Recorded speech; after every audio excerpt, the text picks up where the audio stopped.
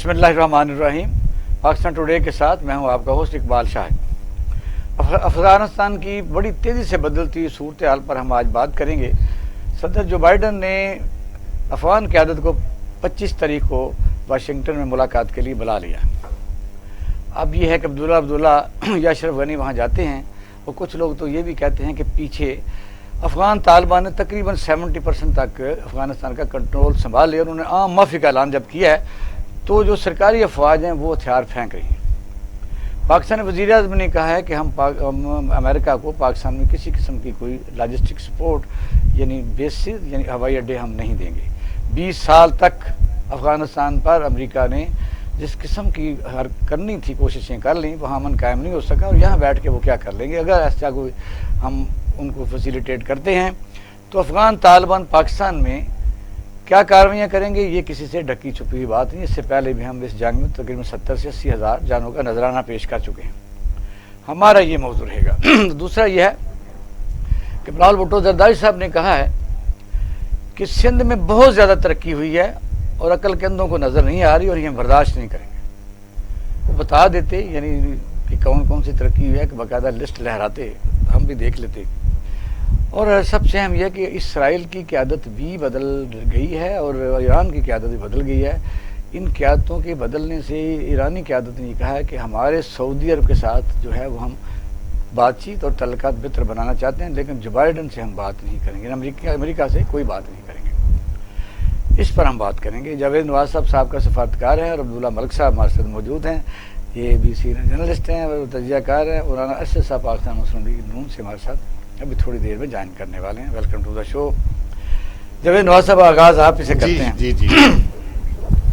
लंबी दास्तान है कि अफ़गानिस्तान के से जब वापस रूस के जा रहे थे दरियामों के पार तो पीछे पलट के देखा उनके भयानक ख्वाब था। कभी अफ़गानिस्तान को किसी ने फतेह नहीं किया। फिर दुनिया की वाहिद सुपर पावर ने कहा कि नहीं, हम इसको काबू कर लेंगे। 9/11 हुआ, अभी तक तारीख का एक खुफिया छुपा हुआ बाब है कि हुआ या किया गया। तो तोरा बोरा तक उन्होंने इतना बम ब्लास्ट कटर ड्राजी कटर तक उन्होंने चलाए, लेकिन अफ़गानिस्तान अपनी जगह पर मौजूद रहा। और आज ये है कि हालत ये हो चुकी कि अफ़गानिस्तान में वो जो रांदा दरगाह थे लोग, वो तालिबान, उन्हीं से मुज़ाकरात करने पड़े। इस पर क्या कहेंगे कि अब बात को ज़रा आगे बढ़ाते हैं। बिस्मिल्लाहिर्रहमानिर्रहीम। आपने दुरुस्त कहा, अफ़गानिस्तान एक ऐसा मुल्क है जहाँ के लोग अपनी आज़ादी की कीमत जानते हैं। वो आज़ादी के लिए कुर्बानी देना जानते हैं, वो आज़ादी के लिए खून देना जानते हैं। मैं 1967 में पहली दफ़ा पंजाब यूनिवर्सिटी के एक ग्रुप के साथ गया काबुल, तो हम हैरान हो गए कि काबुल का इंटरकॉन्टिनेंटल उस वक्त लाहौर के इंटरकॉन्टिनेंटल से कहीं बेहतर था। काबुल की सड़कें, काबुल के लोग मेहमान नवाज थे, खलीक थे। उन्होंने पाकिस्तान के लोगों का इस्तकबाल किया। हमें बताया गया कि अफ़गानिस्तान की हुकूमत पाकिस्तान के साथ मोहब्बत या अच्छे ताल्लुकात नहीं रखती, लेकिन हमने महसूस किया कि अफ़गानिस्तान के अवाम, वहाँ के तालिब इल्म, वहाँ के यूनिवर्सिटियों के प्रोफेसर, वो पाकिस्तान के साथ बहुत अच्छे ताल्लुकात चाहते हैं, पाकिस्तान से मोहब्बत रखते हैं और इकबाल का जिक्र इस तरह करते हैं जैसे वो उनका शायर था। अमेरिका बदनसीबी से उसके जहन में यह ख्याल आया कि अफ़गानिस्तान एक ऐसी जगह है जहाँ से करोड़ों नहीं अरबों और खरबों के वो मादनियात मिल सकती हैं। लिहाजा उन मादनियात की तलाश में अमेरिका वहाँ पहुँचा। आपको मालूम है कि तालिबान की हुकूमत नहीं थी जिस वक्त अमेरिका वहाँ आया, उस वक्त गुलबुद्दीन हिकमतयार की हुकूमत थी। लेकिन गुलबुद्दीन हिकमतयार की हुकूमत जो है वो मसनूई थी, वो पाकिस्तान की मोहब्बत में या पाकिस्तान की हमायत में कायम थी, वहाँ के अवाम की वो सपोर्ट से हासिल नहीं थी। जब तालिबान मैदान में आए तो हमने देखा कि तमाम रास्ते खुलते गए, लोग उनके सामने सरेंडर करते गए और अफ़गानिस्तान पर तालिबान की हुकूमत कायम हो गई। जनरल हमीद गुल जो अफ़गानिस्तान के ऊपर बहरहाल एक अथॉरिटी रखते थे, उन्होंने मुझे पर्सनली बताया कि वो तालिबान के अमीर को मुल्ला को मिलने गए। जब मुल्ला उमर को मिलने गए तो मालूम हुआ कि मुल्ला उमर मस्जिद में है ہم نے پیغام بھیجا کہ ملا عمر ہمیں کہاں ملیں گے، انہوں نے کہا میں مسجد میں ہی ملوں گا.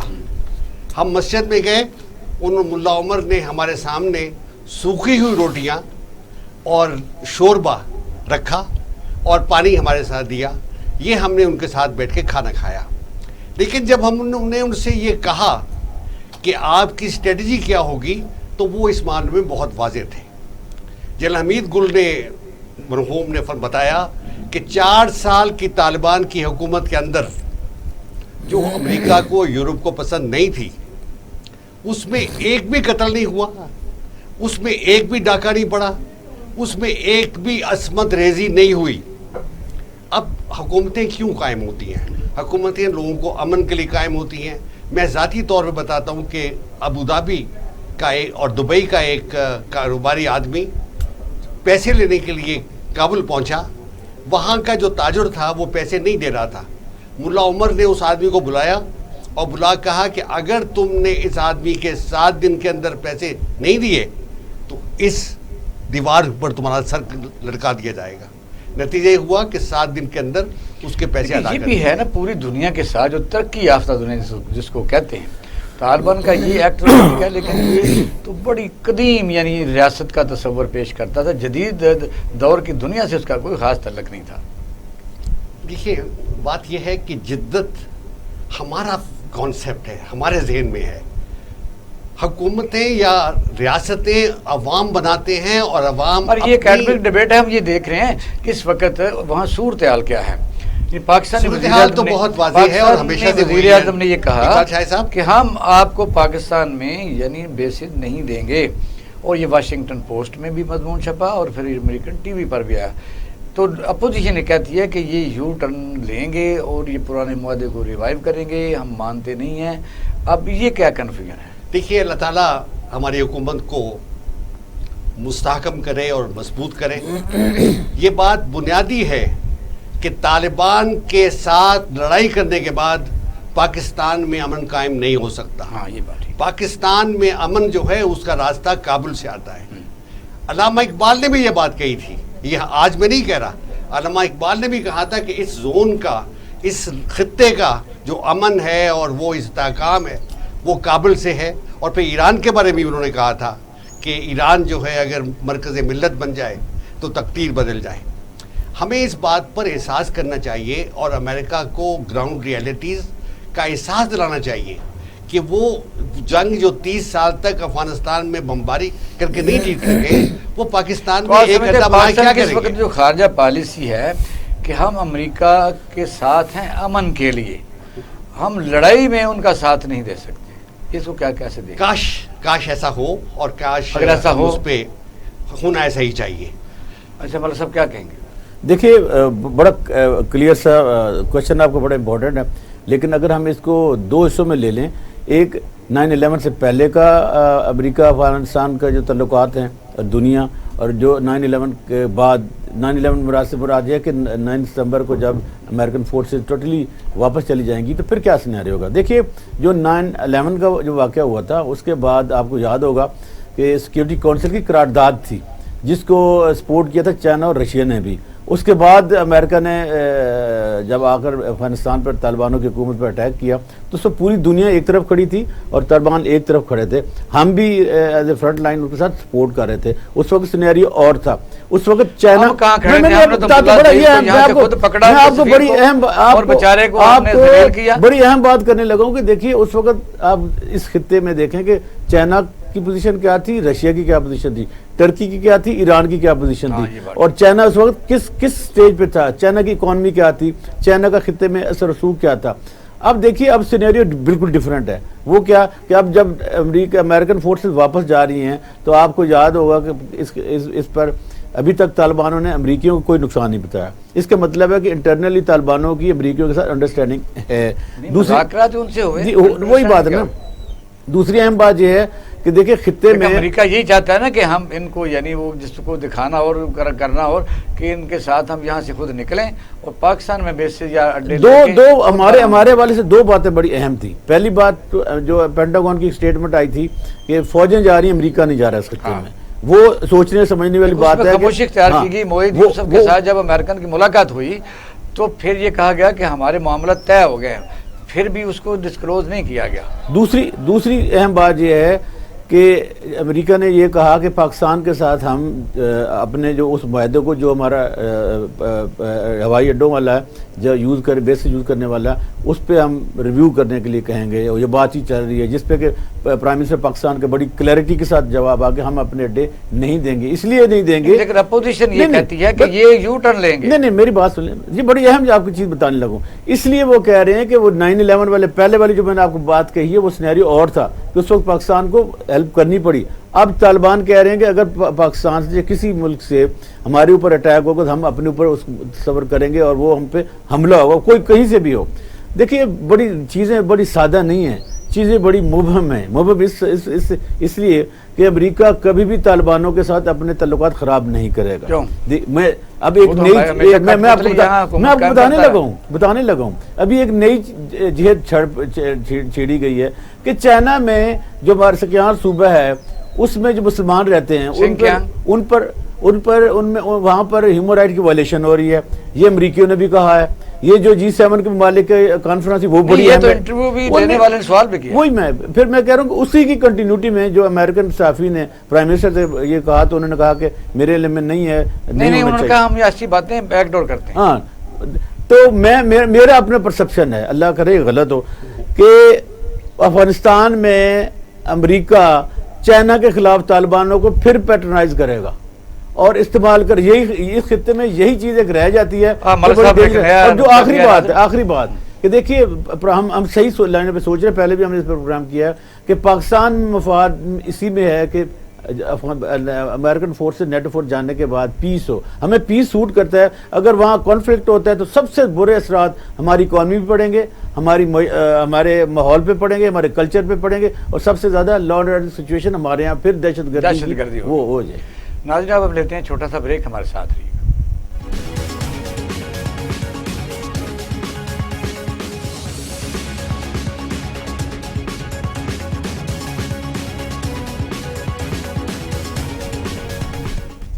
ویلکم بیک، آپ پروگرام دیکھ رہے ہیں پاکستان ٹوڈے۔ بات ہو رہی تھی کہ بدلتی ہوئی صورتحال جس وقت افغانستان کی، وہاں جب ستمبر کے وسط میں امریکہ وہاں سے اپنی فوجوں کو نکال کے لے جائے گا، بلکہ کچھ لوگ تو کہتے ہیں کہ جولائی میں ہی وہ تقریباً یہ کام مکمل ہو جائے گا۔ اس وقت 60-70% امریکن افواجیں جا چکی ہیں اپنا سامان سمیٹ کے، اور افغان طالبان اس وقت انہوں نے کافی علاقوں کا کنٹرول سنبھال بھی لیا، اور انہوں نے جب عام معافی کا اعلان کیا ہے افواج جو ہے سرکاری، تو کافی لوگ ان میں ہتھیار ڈال چکے ہیں۔ ایک بات اب صورتحال یہ ہے کہ صاحب میں ذرا دور دیکھ لوں کہ رانا ارشد صاحب بھی آئے۔ اب صورتحال یہ ہے کہ اس حالات میں صدر جو بائیڈن جو امریکہ جو ہیں انہوں نے بلایا عبداللہ کو اور اشرف غنی کو، جو ان کے ڈمی نمائندے تھے جن کے ہاتھ سے یہ غالباً چھوٹا۔ کچھ لوگ یہ بھی کہتے ہیں کہ شرف ہاتھ آئیں نا۔ رانا صاحب وزیر اعظم نے کہا ہے پاکستان عمران خان صاحب نے کہ ہم اڈے نہیں دیں گے اور مضمون چھاپا ہے، تو اب کوئی بات اپوزیشن مانتی نہیں۔ حسن اقبال کہتا ہے کہ یو ٹرن لیں گے، یہ کچھ نہ کوئی اعتبار اب کیوں نہیں کرتے اگر کوئی پاکستانی وزیر اعظم ڈٹ ہی گیا ہے تو؟ بسم اللہ الرحمن الرحیم۔ اقبال شاہ صاحب میں آپ کا شکریہ ادا کرتا ہوں، آپ کی فہم و فراست پر آپ کو دعوت دیتا ہوں۔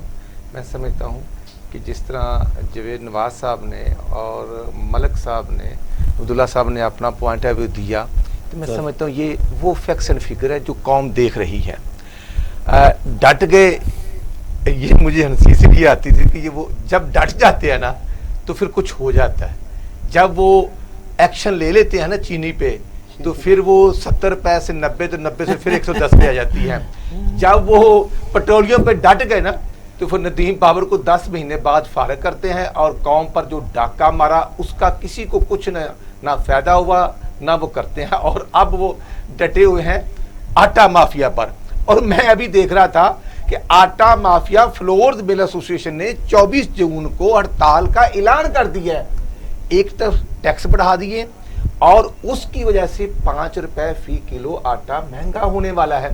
اس لیے اگر وہ ڈٹ گئے ہیں امریکن کے آگے تو پھر اسی طرح کہ آج 687 دن ہو گئے ہیں کشمیر کو ہمارے ہاتھ سے گئے ہوئے، اور یہ ڈٹ جانے کا جب اعلان انہوں نے اسلام آباد ایئرپورٹ پر کیا تھا، جب نیو یارک سے آئے تھے کہ ایک کپ تھا 1992 والا اور ایک آج میں اچیومنٹ لے کے آیا ہوں امریکہ سے, اور ٹرمپ کو ثالثی مقرر کر لیا. تو ثالثی مقرر ہونے کے بعد جو کشمیر کے ساتھ ہوا اور اب جو افغانستان کے ساتھ ہونے والا ہے, میں سمجھتا ہوں کہ یہ بات اپوزیشن لیڈر شباشی صاحب جب جیل میں تھے اس وقت بھی, شاہد خاقان عباسی, احسن اقبال اور ہماری پارٹی کا رہی تھی. اگر وہ اس وقت واقعی ڈٹے رہتے ہیں تو کیا اپوزیشن پھر کون سی بات باقی رہ جائے گی؟ وہ کہتے ہیں میں نے جو بائیڈن کے علاوہ بات نہیں کرنی. یہاں چیف آف ڈیفنس اسٹاف آئے, مشرف تو ایک انڈر سیکرٹری کے ٹیلی فون پر لیٹ گئے تھے آپ کے بغور. میں سمجھتا ہوں کہ مشرف تو ایک سیکرٹری کے فون پہ لیٹ گئے تھے, تو یہ تو سیکرٹری کے پی این کے پیغام پر ایسی ابدی نیند سوئے ہوئے ہیں. آج تک وہ کشمیر پر جو ثالثی تھا اس کا رول کیا ہے وہی نہیں ڈیفائن ہوا, اور اس کا جو ڈیسیجن ہوا وہی قوم کو بتا دیں کہ جب جی جمعے کے روز ڈٹ گئے تھے, یا ڈٹنے کے بعد آدھا گھنٹہ جمعے والے دن وہ احتجاج کیا. اچھا, آپ کی حکومت میں 26 ڈرون اٹیک ہوئے تھے نا؟ جی بالکل. تو زرداری صاحب نے اس کا اپنی حکومت میں کہا تھا کہ آپ کرتے جائیں, میں کنڈیم کرتا جائیں, اس میں تو ایک بھی نہیں ہوا. میں تھوڑا سا ذرا ڈرون کا آغاز کب ہوا تھا؟ جب 12 اکتوبر 1999 کو عوام کی گورنمنٹ گئی تھی تو ڈرون نہیں ہوتے تھے. جب ماشاءاللہ حکومت آ گئی, عمران خان کے اتحادی, آل پاکستان مسلم لیگ کے سربراہ پرویز مشرف کی, کاو لیگ کی اور میاں اظہر کی, تو پھر دن رات بریک فاسٹ, لنچ اور ڈنر ڈرون حملوں کے ساتھ ہوتا تھا. اور الحمدللہ جب ہماری یہ گورنمنٹ آتی ہے تو ہم اس کو الحمدللہ روکا بھی, دہشت گردی کو کنٹرول بھی کیا, اور اس کے ساتھ ساتھ جو قومی ایشوز تھے ان کو ٹیک اپ کیا. میں عرض یہ کرنا چاہتا ہوں, اگر عمران خان سمجھتے ہیں کہ وہ ملک کے وزیر اعظم کی سیٹ پر ہیں تو ان کو پارلیمنٹ کو اعتماد میں لینا چاہیے, تمام سٹیک ہولڈرز کے ساتھ بات کرنی چاہیے, کیونکہ یہ قومی ایشو ہے. یہ بات درست ہے, اور اگر انہوں نے اعلان کیا ہے, ڈٹے ہیں, تو پارلیمنٹ کا سیشن ہونا چاہیے. اور اقبال صاحب یہی بات تو ہم کر رہے تھے 1.5-2 ماہ سے کہ پرائم منسٹر صاحب اور وزیر خارجہ اپنی پالیسی کو ڈکلیئر کریں اس ایشو پر. ہم گورنمنٹ کے ساتھ ہیں, جیسے ہم پہلے پیغام تو آپ کو آ گیا. اسد عمر نے کہہ دیا, اسد کیسر نے کہا ہے کہ ہم اپوزیشن کو لے رہے ہیں. اسد عمر نے تو 4-5 دن پہلے جو کہا تو اس کا جواب وہ دیا ہے, کیا تھا نندی پر پروجیکٹ کا, وہ جو 24 ارب کا ڈیفالٹر تھا, بابر امان, اس نے کہہ دیا کہ نہیں وہ جو ہم نے آرڈیننس فیکٹری سے جاری کروائے ہیں اس پر کوئی بات نہیں ہوگی. تو وہ اسد کیسر صاحب تو اگر جو کہتے ہیں, ہم تو مانتے ہیں کہ شاید وہ اسپیکر کی کرسی پر وہ کسٹوڈین آف دی ہاؤس ہیں, ان کی بات کو ہم مانتے ہیں. یہی بات تو آئندہ کیا دیکھ رہے ہیں؟ چلو لوکل سیاست ہوگی کہ اگر مثلا طالبان اس وقت جو صورت وہاں ہے, کیونکہ سرکاری فوجیں جو ہے وہ ہتھیار پھینک رہی ہیں, اور امریکہ جو ہے وہاں سے فزیکلی تو نکل رہا ہے, ہو سکتا ہے کسی اور راستے میں وہ موجود بھی رہے, جیسے ترکی نے کئی جگہ کنٹرول سنبھالا ہے نیٹو کی وجہ سے. تو نیکسٹ آپ سوچ کیا دیکھ رہے ہیں کہ پاکستانی سیاست میں کیا کردار ہے؟ میں کرنا چاہتا ہوں, جب ہمارے دور میں دیکھو نا جی, اس میں کوئی دو رائے نہیں کہ افغانی ہمارے مسلم بھائی ہیں, 50 لاکھ سے زیادہ افغانی ادھر سیٹل ہیں. 34 ابھی بھی ہیں, 34 لاکھ ابھی بیٹھے تھے, ابھی بھی ہیں. اور لیکن جو باڑ ہم نے لگانے کا فیصلہ کیا تھا, ہم نے وہ پاکستان کو محفوظ کرنے کے لیے کیا تھا, اور وہ میاں نوازی صاحب نے ہمت اور جرأت کے ساتھ اور عسکری قیادت کے دور میں ہوئی تھی. جی الحمدللہ ہمارے دور میں شروع ہوا تھا. اور وہ آپ کو خواب بھی آتا ہے تو آپ کہتے ہیں وہ چیز جب یہ کرتے ہیں تو ہم نے نہیں, ہمیں خواب اسی چیز کا آتا ہے جو ہم کرتے ہیں. اگر یہ کپ ہے میرے ہاتھ میں تو میں کہوں گا کہ یہ کپ کوئی منصوبہ بنا رہی ہے, کہیں کہ ہم نے نہیں پیسے جو لگائے گا بھائی ہے نا, آپ سوچتے ہیں. میں تو کرتا ہوں کہ پیسے میں کب کہتا ہوں ہماری جیب سے لگے ہیں, خزانے سے لگے ہیں, تو وہ خزانہ تو آج بھی موجود ہے جس میں 1300 ارب قرضوں کا اضافہ ہو چکا ہے, جس میں ورلڈ بینک 80 بینک کے قرضوں کا اضافہ ہو چکا ہے, قومی بینکوں کے سے اضافہ ہو چکا ہے. یہی تو ہم عرض کرتے ہیں کہ وہ منصوبے آج بھی لگنے چاہیے. لاہور سے کراچی موٹر وے اگر بنی تھی تو آج بھی کوئی موٹر وے نہیں بننی چاہیے. میں اقبال صاحب اس میں بڑا سیریس ہوں, ہماری پارٹی بھی یہی بات کرتی ہے کہ اس میں تمام پارٹیز کو اسٹیک ہولڈرز کو آن بورڈ لے کر افغانیوں کے ساتھ ہمیں بیٹھ کر بات کرنی ہے. یہ تو ہم بھی آواز اٹھاتے ہیں کہ یہ حکومت کو پارلیمنٹ کا جوائنٹ سیشن بلا کے تمام اپوزیشن باتوں کو اعتماد میں لینا, اور پرائم منسٹر صاحب اپنا پالیسی بیان وہاں پر دیں اور سب اسٹیک ہولڈر کے ساتھ بات کریں. اس ایشو پر میں پوری ذمہ داری سے عرض کر رہا ہوں کہ ہم گورنمنٹ کے ساتھ پاکستان کی طرف ایشوز پر پاکستان کے جاوید نواز صاحب اس پر کوئی بات کرنا چاہیں پھر آگے, چونکہ پاکستان جی میں تو کہوں گا کہ پارلیمنٹ کے ساتھ ساتھ حکومت کو چاہیے کہ وہ تمام ملک کی سیاسی جو جماعتیں ہیں ان کو بلائے. مجھے یاد ہے کہ جب ہندوستان کے ساتھ 1965 میں وار ہوئی تو سید مودودی بہت ہی خفگی میں تھے کیونکہ وہ کچھ دن پہلے جیل سے رہا ہوئے تھے. لیکن جب ہندوستان کے حملے کی اطلاع دی گئی تو وہ خود گورنر ہاؤس میں جا کے پریزیڈنٹ سے ملے. اس وقت چودھری محمد علی اور مفتی محمود اور نواب نصر اللہ خان انہوں نے جا کے ایوب خان سے کہا کہ ہم آپ کے ساتھ ہیں, ہم پاکستان کے ساتھ ہیں اور آپ کے ساتھ ہیں.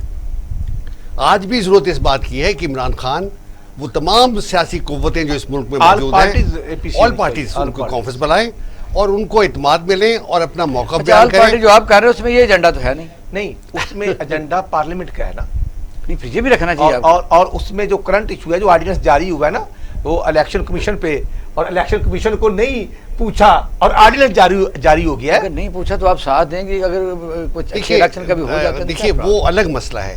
دیکھیے وہ انٹرنل ہے, وہ ہمارے انٹرنل معاملات ہیں, ان میں ہماری رائے مختلف ہو سکتی ہے, لیکن یہ پاکستان کے دفاع کا مسئلہ ہے, پاکستان کے مستقبل کا مسئلہ ہے.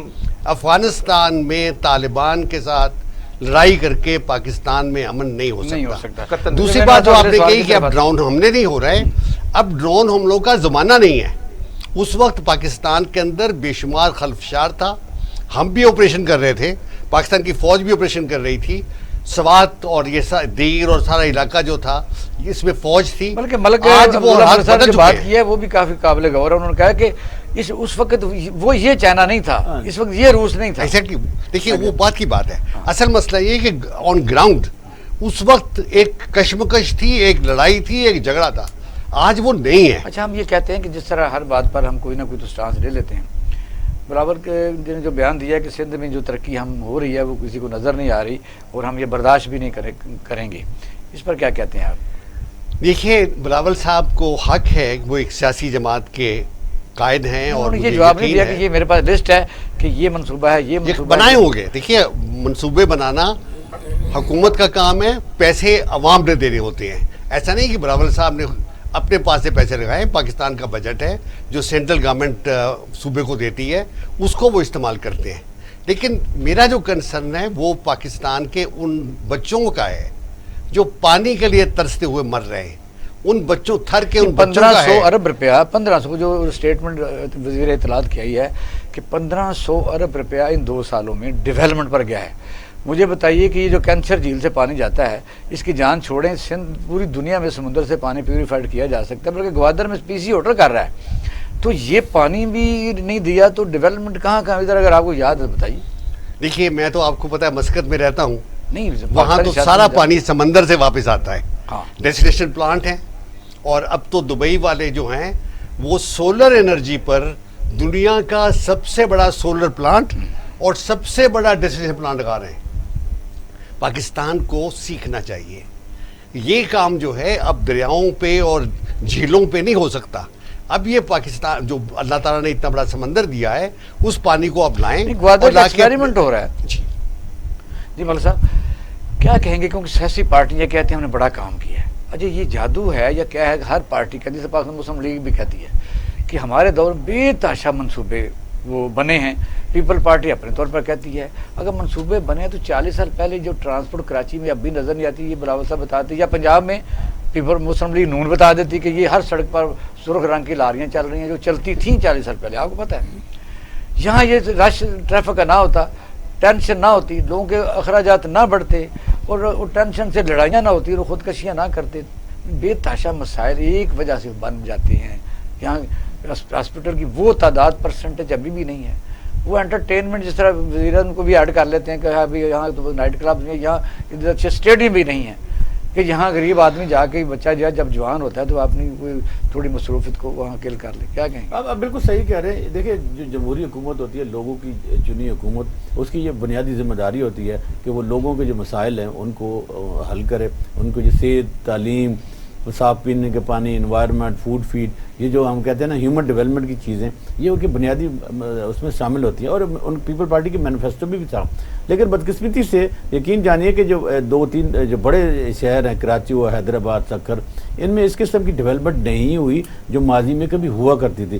مطلب وہ کہا کرتے تھے کہ کراچی روشنیوں کا شہر ہوا کرتا تھا، اتنا صاف ہوا کرتا تھا کہ پوری دنیا تعریف کیا کرتی تھی. ایک زمانہ تھا 80s میں کہ چائنیز پاکستان تشریف لائے اور انہوں نے وہاں ہمارے کراچی کے انفراسٹرکچر سے بہت کچھ سیکھا اور وہاں جا کر اپلائی کیا، اور ہمارے یہاں بدقسمتی سے بینک پلازا کے نیچے چوہن لے کھڑا ہوا. ہاں وہی میں کہہ رہا ہوں کہ یہ ان کی کتابوں میں بھی لکھا ہے، کوئی شک نہیں، دوسری رائے نہیں ہے. لیکن یہ 13واں سال بلکہ 14واں سال جا رہا ہے اس حکومت کا، اور یہ سندھ میں تو اتنی مضبوط حکومت 2/3 کبھی پیپل پارٹی کی آئی نہیں تھی جتنی اب مضبوط ہے. تو میرا خیال ان کے پاس اچھا خاصا وقت تھا کہ وہ ڈیولپمنٹ کرتے جیسے میاں صاحب نے کہا کہ تھر کا علاقہ ہے، وہاں پر پانی نہیں ملتا، یا قحط آ جاتے ہیں، بچے ٹریٹمنٹ نہ ہونے کی وجہ سے. ہم کے ایک لیڈر نے کل تقریر کیا وہاں اسمبلی میں، اس نے کہا کہ 1500 بلین روپے میں ایک یو سی شہر نے ایک یو سی دکھا دیں جہاں کوئی کام.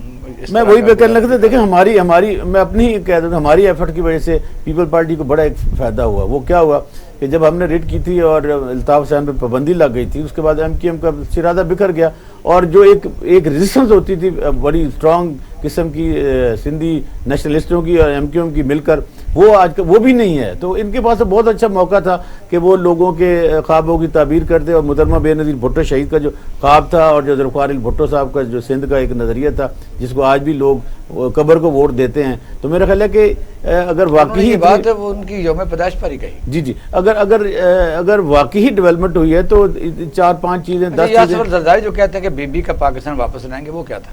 دیکھیں بی بی کا پاکستان تو بہت ایک خوشحال پاکستان تھا، جس میں انہوں نے ایک چارٹر ڈیموکریسی کا ایک نظریہ دیا تھا، لوگوں کی فلاح و بہبود تھی، جو بھٹو صاحب کا خواب تھا وہ تھا. لیکن وہ تو وہ نہیں لا سکتے، کیونکہ وہ تو اگر لانا چاہتے نا تو میرا خیال ہے کہ اگر جیسے میاں شہباز شریف صاحب کہتے ہیں نا کہ یہ میں نے منصوبے بنائے ہیں، وہ گنواتے ہیں، عدالتوں میں بھی آتے ہیں گنواتے ہیں. تو بلاول تو زندہ ہیں، ان کو تو چاہیے تھا کہ اپنے نانا اور مامی کے جتنے کاوشیں تھیں ان کو لوگوں کے سامنے لاتے. 2-3 چیزیں انہوں نے اچھی کی ہیں. راشد صاحب آپ آج عدالت سے آئے ہیں، FIA کی عدالت سے، تو میاں شہباز شریف صاحب کی گاڑی دیکھی ہے لوگوں نے. اچھا یہ ٹرینڈ، ایک تو یہ اس پر آپ نے بات کرنی ہے کہ یہ ٹرینڈ جو پھول پھینکنے والا ہے یہ کیا ہے؟ نمبر 1، کیا عام لوگوں کو یہ اس طرح کی چیزیں، بے شک ورکر ہی بیچارہ پھنس جائے اس کو بھی یہ سہولت نہیں ہوتی. اور دوسرا، جب آپ سڑکوں کا بڑا ذکر کرتے ہیں تو پوری دنیا میں سڑکیں بنتی ہیں. امریکہ میں کس زمانے میں واشنگٹن ابھی تک ٹھیک موجود ہیں. آپ نے بڑی سڑکیں بنائیں، برانچ لانے بنائی، منڈی سے شہر تک بنائی، سڑکیں آپ کی ساری ٹوٹ کو جاتی ہیں فٹافٹ ایک سال میں. نہیں، لیکن میرا خیال یہ ہے کہ 3 سال ہو گیا ہماری گورنمنٹ گئی ہوئے، جو شہباز شریف صاحب نے میاں نواز صاحب کی ڈائریکشن پر فارم ٹو مارکیٹ روڈ، لیکن نا جیل روڈ بننا بڑی آسان ہے، جیل روڈ بنتا بھی ہے، نظر بھی آتا ہے. اور آپ دیکھیں کہ جیل روڈ جب پچھلی گورنمنٹ میں بنا تھا تو آج بھی لوگ گزر رہے ہیں. ایشو یہ ہے کہ بنانے والا، اس کی نیت، اس کا ڈپارٹمنٹ، جو تمام چیزیں آن بورڈ ہوتی ہیں، خامی کمی ہر چیز میں رہ جاتی ہے. لیکن جو فارم ٹو مارکیٹ روڈ بنا اور وہ ڈسٹرکٹ وائز تقسیم ہوتی تھی، بلوچستان ہمارے، آپ یقین کریں گے کہ رحیم یار خان آخری ضلع تھا، وہاں تک جب سندھ یا بلوچستان اٹیچ ہوتا تھا تو جب سڑک کراس کرتے تھے تو وہاں روڈ کا انفراسٹرکچر اور پنجاب کا، مطلب میں رحیم یار خان کی بات کروں گا جو آخری ضلع ہے، فارم ٹو مارکیٹ روڈ کا مطلب یہ ہوتا تھا کہ وہ رولر ایریا کشمور کی جگہ پہ اور جہاں پر عام آدمی گزرتا ہے وہ کارپٹ روڈ بنا ہوا ہے، اور وہ آج بھی ریوزٹ کیا جا سکتا ہے، اس کی کوالٹی کو چیک کیا جا سکتا ہے. تو اگر اس کی کنٹینیوٹی یہ رکھتے، جیسے پرویز الہی صاحب حکومت کے اتحادی بھی ہیں، اسپیکر بھی ہیں، اور جیسے وہ 1122 ریسکیو پر اس محکمے پر جو انہوں نے شروع کیا تھا، کل بھی وہ ڈٹے ہوئے تھے کہ میرے اس محکمے، یہ پنجاب گورنمنٹ کا جو محکمہ ہے، اس کی جو اتھارٹیز ہے، اس کے جو فنڈ ہیں، اس پر کیوں نہیں بات کی جاتی؟ مطلب وہ گورنمنٹ میں رہتے ہوئے گورنمنٹ سے لڑ رہے تھے اس ایشو پر. تو مائی پوائنٹ ہے کہ ہم بھی یہ کہتے ہیں کہ جو ہماری ہیلتھ تھی، جو ہمارے ایجوکیشن کے، آپ کو جو سڑکوں کا آپ کو ہوتا ہے ایسٹیمیٹ کاسٹ ہوتی تھی، آپ باقاعدہ بناتے رہے، منسٹر بھی رہے ہیں، جب آپ کا کوئی کنٹریکٹ دیتے تھے، جب ٹھیکہ ہوتا تھا، میں خود بیٹھا ہوں کئی ایسی جگہوں پر، یعنی ایسے پریزائڈنگ چیئر پر، آپ نے جو طریقہ استعمال کیا وہ پٹھا بیٹھ گیا کہ آپ کہتے تھے کم از کم کیا ایک ایسٹیمیٹ کاسٹ اگر 22 کروڑ ہے भाई ये एक कहता मैं 35% कम पर सड़क बनाऊंगा, एक कहता 36% पर बनाऊंगा। जब 36% पहले ही उसमें निकल गया है, उसको आपने ठेका दे दिया, तो सड़क में खाक कोई मटेरियल लगे। ये आप बजा फरमा रहे हैं, लेकिन वो कंपटीशन करने वाले जो लोग हैं वो कंट्रैक्टर हैं गवर्नमेंट के रजिस्टर्ड शुदा, वो को आम रोड पे जाने वाला शख्स नहीं है। वो तमाम पैरामीटर्स उसने रिटर्न देकर अपनी जो उसकी रजिस्ट्रेशन होती है उसकी रिन्यूअल करवाता है, और उसके जो कंपनी के इंजीनियर होते हैं उनके सर्टिफिकेट साथ लगे होते हैं। तो जब वो रिटर्न एग्रीमेंट करता है तो मुझे इतना ज़रूर पता है कि उसकी जो प्रॉफिट की परसेंटेज है वो कम हो जाती है, लेकिन घाटा नहीं होता। आगे बात आती है मुतलका एमपी मैंने डिपार्टमेंट और जो चीफ कमांडर या चीफ मिनिस्टर होता है कि उसने वो अगर वो मंसूबे देखने हैं, मैं समझता हूँ कि 2012 में शबाशी साहब हमारे गए, शाहकोट से सांगला रोड बन रहा था, मैंने बतौर एमपीए कंप्लेंट की कि सर इसकी कंपैक्शन नहीं हुई।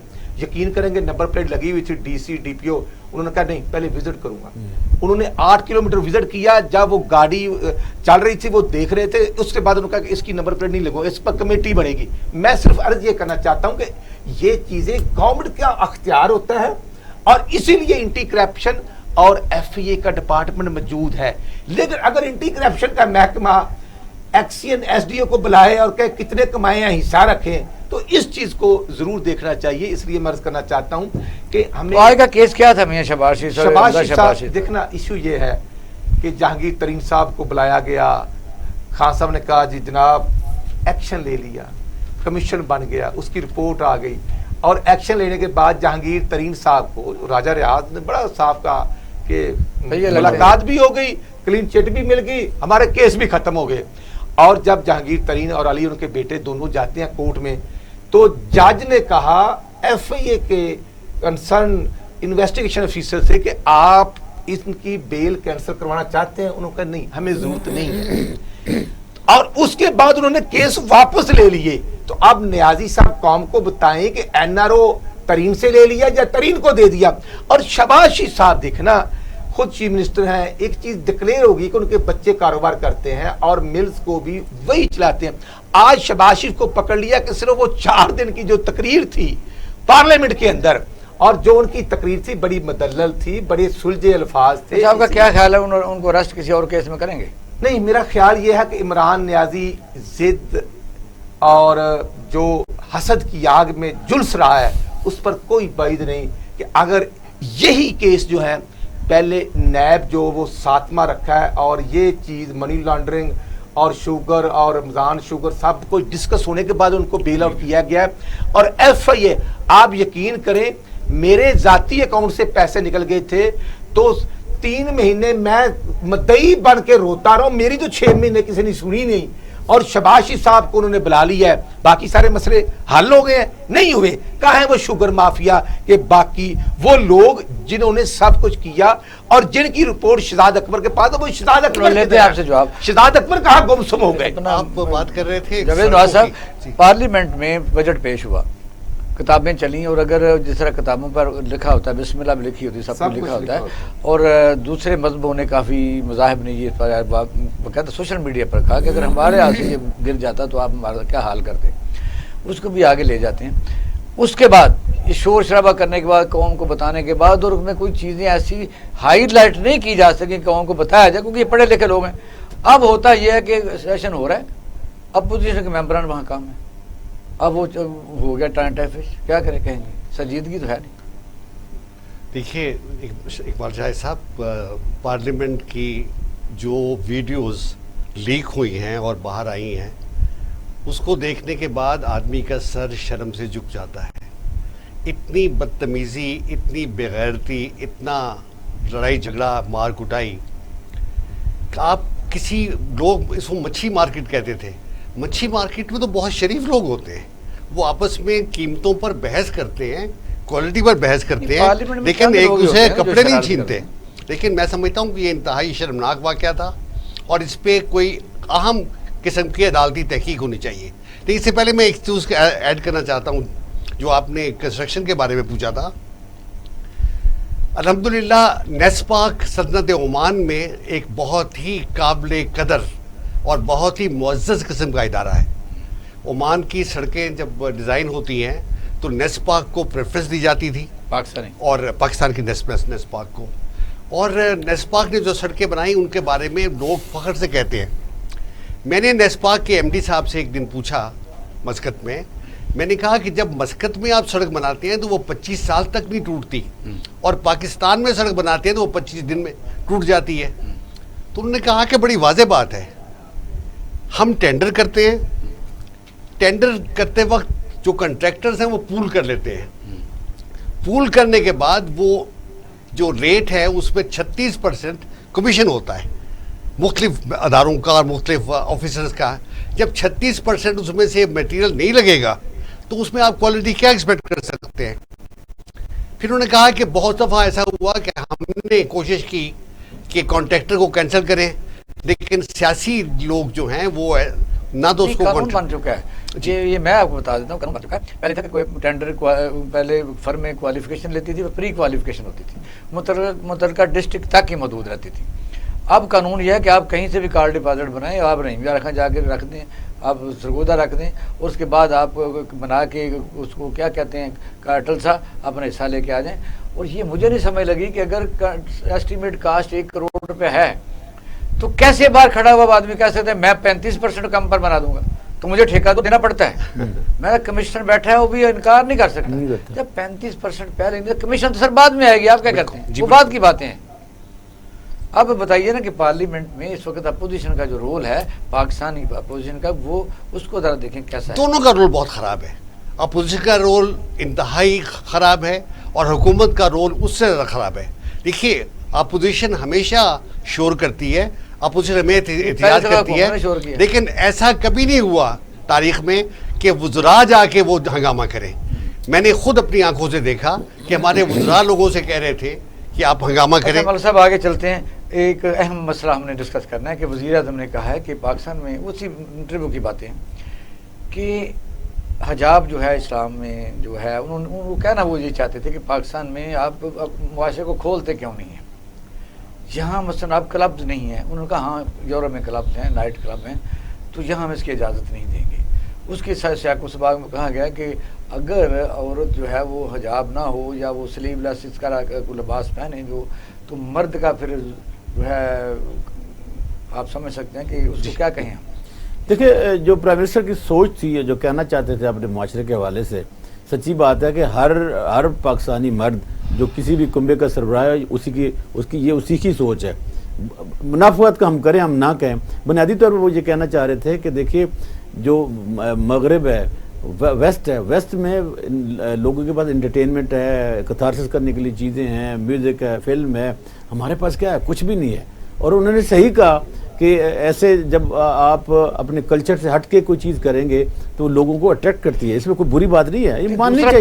हाँ, लेकिन ये कि वो जहाँ बड़ा ही मजहबी एलिमेंट है, जहाँ छोटे बच्चे हैं, मैं वही बात करने लगे। देखे वो चीज़ें ये जो बतौर सरबराह उनकी जो जिम्मेदारी बनती है ना, वो ये है कि ये ऐसे वाक़यात क्यों हो रहे हैं। देखिए, कुछ चीज़ें तो सवालात हैं, मसलन डीजी खां में, लिया में, बखर में, चकवाल में, वहाँ तो कोई मॉडर्निज्म नहीं है। मियाँ वाली जैसे इलाकों में जहाँ तो बड़ी गुर्बत है और बड़ी बैकवर्डनेस है, बड़ा जहालत पसंदाना लोगों का कल्चर है, तो उस वहाँ पे तो कोई ऐसी खातून आपको नज़र नहीं। मतलब मैं मियाँ वाली से तल्लुक़ रखता हूँ, मियाँ वाली में आपको खातून नज़र नहीं आएगी, पर वहाँ भी इस किस्म के वाक़यात हो जाना, इसका बुनियादी वजह ये कि हमारा जो जुडिशल निज़ाम है वो सही नहीं है, हमारा फोरेंसिक लैब का सिस्टम ठीक नहीं है, हमारी जो प्रोसिक्यूशन का निज़ाम है वो बेहतर नहीं है, पुलिस की जो इन्वेस्टिगेशन है ये है। अब देखिए ना, इन हीनियस क्राइम में जो हमारी कन्विक्शन का रेशो है वो पता 2 से 5% है, 95% मुलजिम अदम सबूत की बिना पर बरी। ये वो क्वेश्चन है जो इमरान खान साहब को एड्रेस करना चाहिए। और मेरा ख्याल है कि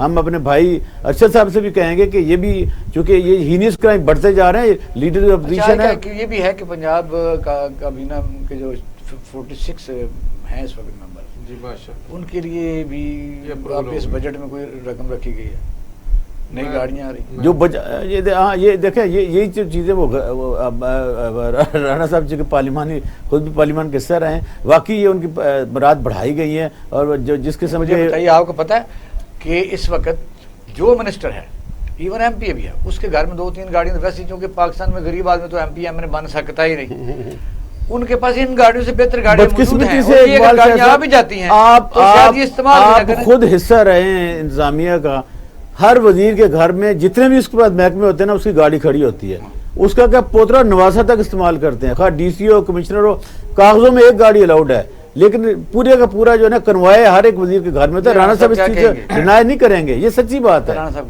جی میں عرض کرنا چاہتا ہوں کہ جو عمران خان نے کہا عورت کے متعلق، میں سمجھتا ہوں کہ عورت ایک ماں ہے، عورت ایک بیٹی ہے، اور عورت جو ہے وہ بیوی ہے۔ ہمیں بطور پرائم منسٹر ایسی باتیں کر کے قوم کو تذبذب میں ڈالنے کی بجائے کوئی ایسا آرڈیننس جاری کر دینا چاہیے جو ڈیلی آرڈیننس جاری ہوتے ہیں، تو یہاں پر کیوں نہیں ہوتا؟ میں ابھی یہ ویڈیو دکھا رہا ہوں، میرا ضلع ننکانہ میں بچے کی 19 تاریخ کو 7 سالہ بچی عبدالغفور رحمانی کی بیٹی جو گھر سے اغوا ہوئی ہے، اگلے دن اس کی ڈیڈ باڈی ملی ہے، اور یہ ڈیڈ باڈی جو ہے میں سمجھتا ہوں کہ یہ پڑی ہے، اور جب ایک چھوٹی بچی قصور میں واقعہ ہوا تھا تو یقین کریں گے دردناک واقعہ تھا، اور شباشی رات سویا نہیں، اور اذانوں کے وقت زینب کے گھر پہنچ گئے تھے، اور جو ہم نے دیکھنا فرانزک لیبارٹری اللہ تعالیٰ کی رحمت سے جو شباشی صاحب نے بنائی، وہ آدمی جو جب طاہر القاضی صاحب گئے تھے تو جو ساتھ نعرے لگا رہا تھا وہ ملزم پتہ چلا۔ جب ہم نے کہا کہ یہ مشکوک ہے تو کہا گیا نہیں یہ تو ہے ہی اپنا، لہذا جب سب کے ہو گئے 500 600 700 لوگوں کے تو پھر اپنوں کی باری آئی تو وہ گم ہو گیا، جب اس کا ٹیسٹ آیا تو وہی ملزم نکلا۔ اس لیے میں عرض کرنا چاہتا ہوں کہ آپ یہ ننکانہ جو ہے یہ لاہور کے ساتھ ہے، 1 گھنٹے کی پونے گھنٹے کا سفر ہے، لیکن عثمان بزدار اور عمران خان کو توفیق نہیں ہوئی کہ غریب اس لوگ ہیں غریب نا، کی بچی کے لیے ایک منسٹر چلے جاتا۔ شہباز شریف جاتے تھے ٹھیک، اور دیکھنا دیکھنا ہم پرسوں گئے ہیں، ڈاکٹر شجرا علی آغا ہمارا ایم پی ہے، ہمارا پورا ڈیلیگیشن گیا ہے، لیکن وہ اس بچی کی والد رو رہے ہیں کہ وہ جو وزیر اعلیٰ آیا کرتے تھے وہ کب آئیں گے۔ تو اب دیکھیں نا کہ یہ حال ہے، اور جب خان صاحب کہتے ہیں کہ میں نے 30 سال سے زیادہ عرصہ یورپی کنٹریز میں گزارا ہے، تو پھر وہ کیا قوم کو بتانا چاہتے ہیں کہ وہاں کیا ہوتا تھا؟ ان کو تو تجربہ ساری چیز کا ہے، لیکن میں سمجھتا ہوں کہ جب ہم ریاست مدینہ کا نام لیتے ہیں تو پھر ہمیں عملی طور پر بچوں اور بچیوں سے درندگی کرنے والوں کو عبرت کا نشانہ بنانا چاہیے، اور اس کے لیے ضروری ہے ایکشن لیں، لیکن یہ بات نہیں کہ ہم کہیں کہ لباس کی کمی جو ہے، نہیں، اس بچی کی لباس کی کمی کیا تھی، اس کے ساتھ ظلم کیوں ہوا؟ خان صاحب بات پر مجھے اعتراض، وہ کہتا ہے کہ لباس کی کمی کی وجہ سے وہ ایک ڈائریکشن یا ایک ماحول پیدا ہوتا ہے، تو میں سمجھتا ہوں کہ نہیں، ماحول جو ہے یہ جو درندے کرتے ہیں ان کو عبرت کا نشانہ بننا چاہیے، اور یہ اختیار گورنمنٹ کے پاس ہے اور پارلیمنٹ کے پاس۔ بہت شکریہ پینل کا شکریہ ادا کرتا ہوں۔ ناظرین، آپ نے ہمارا پروگرام دیکھا اور سنا۔ اکثر ہم کہتے ہیں کہ آپ بہترین جج ہیں، صورتحال یہی ہے کہ بات تو درست کہی وزیر اعظم نے، لیکن اس کے لیے قوانین اور خاص طور پر عدالتوں کو بڑا تیزی سے فیصلے کرنے ہوں گے، جرم کو روکنے کے لیے مجرم کو سزا دینا بھی ضروری ہے۔ 1985 کی باتیں مجھے یاد آ رہی ہیں کہ فیڈرل سیکرٹریز کے پاس بڑی بڑی پرانی گاڑیاں ہوتی تھیں، ایک ایچ یو بے سیکرٹری فائنانس پاکستان کے اہم ترین، غلام اسحاق خان کے پاس پرانی گاڑی، اور وزیر اعظم جنیجو صاحب نے جب آرڈر کیا کہ تمام چھوٹی گاڑیاں استعمال کریں گے، اور میں نے جنرل سروئی کو بھی سزوکی میں بیٹھے ہوئے دیکھا۔ میں یہ کہتا ہوں کہ اس کی ضرورت کوئی نہیں تھی، کیونکہ ایک تو غریب آدمی ہوتا ہے جس کو گاڑیوں کی ضرورت ہوتی ہے، سارے منسٹر الحمدللہ بڑے ویل آف ہیں، بڑے امیر آدمی ہیں، وہ یہ ایک ایڈیشنل ایکسپینڈیچر ہے۔ ملک میں ویکسین کی کمی ہے، اور ویکسین پر میں سمجھتا ہوں وہ لگانے چاہیے، بھوک ہے، ننگ ہے، اور یہ کافی چیزوں پر پیسے اچھے استعمال ہوتے ہیں۔ یہ کوئی اچھا میسج نہیں جا رہا جو ہمارے پینل کا خیال ہے۔ اپنا اور اہل خانہ کا خیال رکھیے گا۔ پاکستان زندہ باد۔